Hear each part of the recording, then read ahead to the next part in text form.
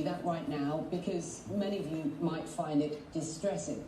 Well, CNN spoke to witnesses who said there was a second round of gunfire later that evening. Here's what one protester who had been documenting events on Instagram Live told us.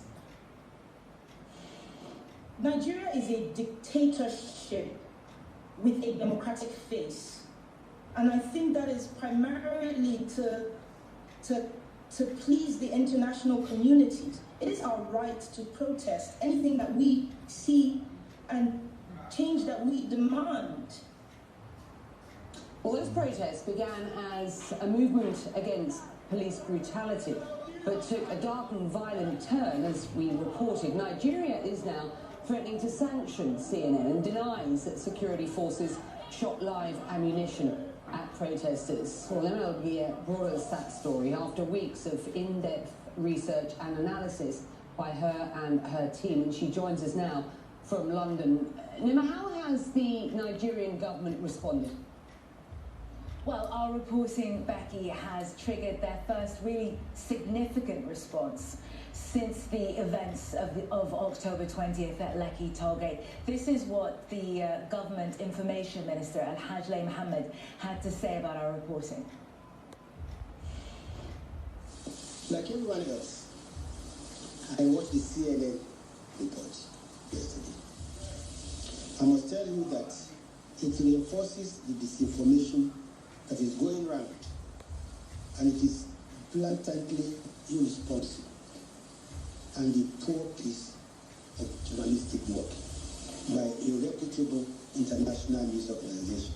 CNN, which touted its report as an exclusive investigative report, sadly relied on the same videos that have been circulating on social media without verification.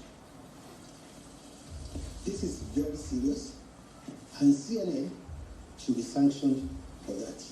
Of course, Becky, that is simply not true. We used video and images that we were able to verify. We received them firsthand from contacts, witnesses, family members. We interviewed a family member who had been searching for his brother for days at that point, weeks. We were able to at least help provide him with some closure, which the Nigerian federal authorities had not been able to provide.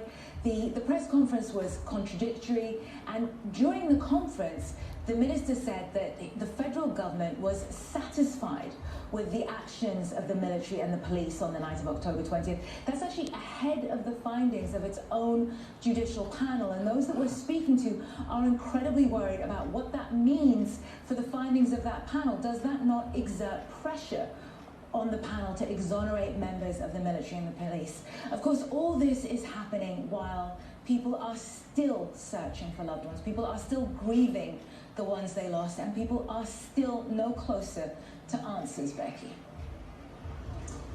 Now, I spoke to the Lagos State Governor in the aftermath of the Lekki protests and incident. Have a listen to some of what he told me at that time. How many people died at the Lekki toll gate, and who was responsible for those deaths? The number of deaths that we can attribute directly to the unfortunate, very horrific, very condemnable incident of last week Tuesday at Lekki were only two dead bodies. Who ordered that peaceful protest at the Lekki toll gate? Okay, who ordered people to be shot, and which branch of security services carried out the shootings? It seems to me that there will be men in military uniform, right? It depicts that there are military uniform, and so there will be military officers, or soldiers as it were. So you're saying that it was military officers who ordered peaceful protesters to be shot at Lekki? Yeah, that's what the pictures, yes. Well, they were there, that's what the footage, that's what it shows. And this was ahead of the judicial hearing that is being promised, and I asked the governor whether he was determined that there would be accountability. He said yes. What do we know about the current status of those hearings? Well, that interview, Becky, we understand, sent shockwaves to the very highest level of Nigeria's government. And since then, federal authorities have backtracked. The Brigadier Taiwo, who gave evidence to the judicial panel, said that the 2 deaths were deaths from blunt instruments and that those injuries were not sustained at the location at Lekki Tollgate. And this is what we've seen. Different factions in the government are saying different things.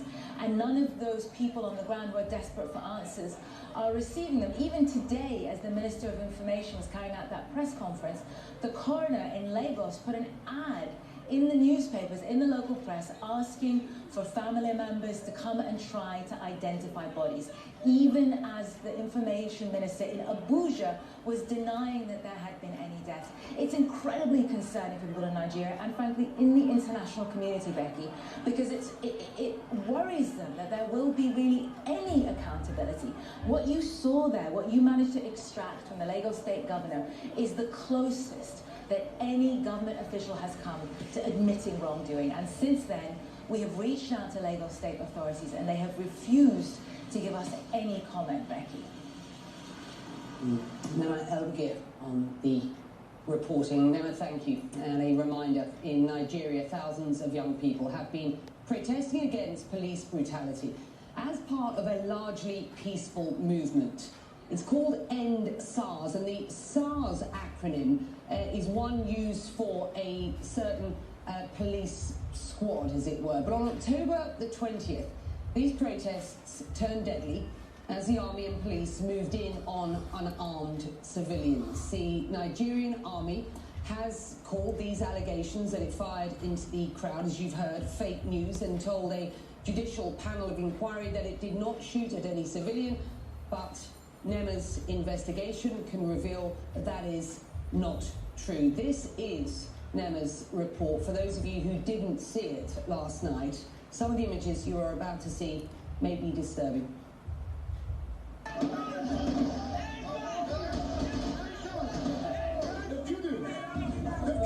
The Nigerian government denies this happened. A peaceful protest turned deadly. The police came, we were peaceful. They came and started shooting at us. CNN investigated the events at Lekki Tollgate the night of October 20th in Lagos, Nigeria. After analysing hours of footage, we are going to tell a story that is radically different than the one the authorities are telling. The peaceful protest, Abi? Okay, make everybody this here. Now, where's the flag? This is Godson. He was one of the demonstrators having fun live streaming the event.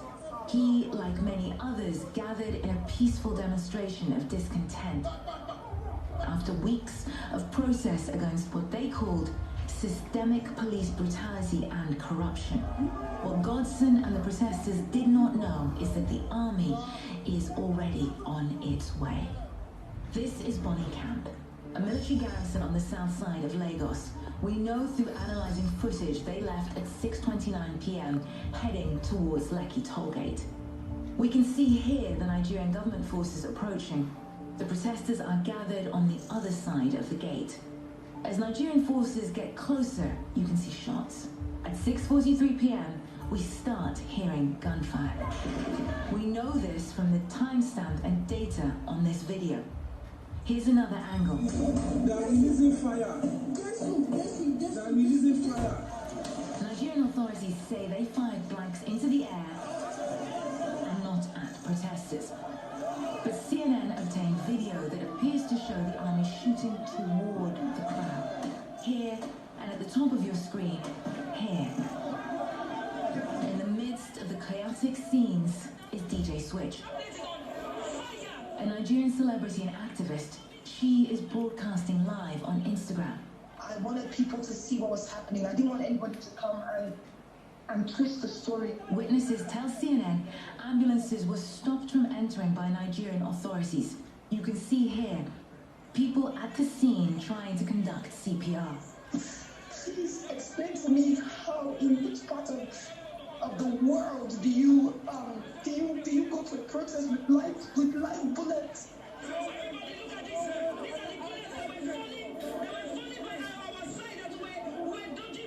CNN has verified that these bullet casings are from live ammunition. They are of mixed Serbian. This one from 2005.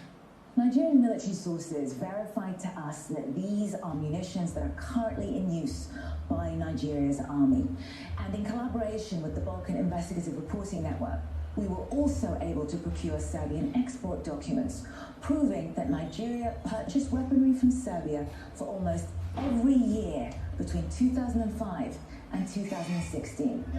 The shooting continued past midnight. Eyewitnesses tell us it wasn't just the army. At this point, they say police arrived and opened fire. My hand is broken, my leg is broken, and police are still shooting at us.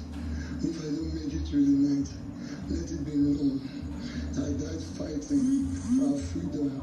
So why were live rounds used at a peaceful protest? Many family members of those still missing are asking that question as they hunt for answers or the bodies of their loved ones. Elisha's brother Victor was at the protest that night.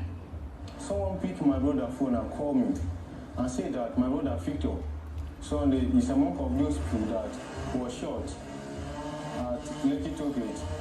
And I entered into the hospital and search. I did not see him. And we are trying our best to just find him. But there is no way to find him. What we're about to show you is incredibly graphic, but it's also incredibly important. This is Elisha's brother Victor. The data in this footage shows it was filmed at 1:04 a.m. at Lekki Tollgate. Elisha says he received a call about his brother's death around this time. This places Victor exactly at the location of the protest on the night witnesses say they were shot at. This is important because Nigerian authorities deny anyone was killed at the scene. Since this incident, CNN has contacted over 100 protesters and family members. They pointed their guns at us and they started shooting. We asked what they heard. When we heard gunshots from behind the toll booth. And felt. This is where I was shot, and the bullet went through my back. Many are in hiding. Some have fled the country. CNN tried to share these findings with the Nigerian army but received no response. Lagos state authorities would not comment on our reporting until they said a judicial panel of inquiry presents its findings. The wait for answers here continues. Ni'mal Barir, CNN, London. And a statement from CNN, I will read, and I quote, "Our reporting was carefully and meticulously researched and we stand by it." Well, moving on, decades of US policy upended in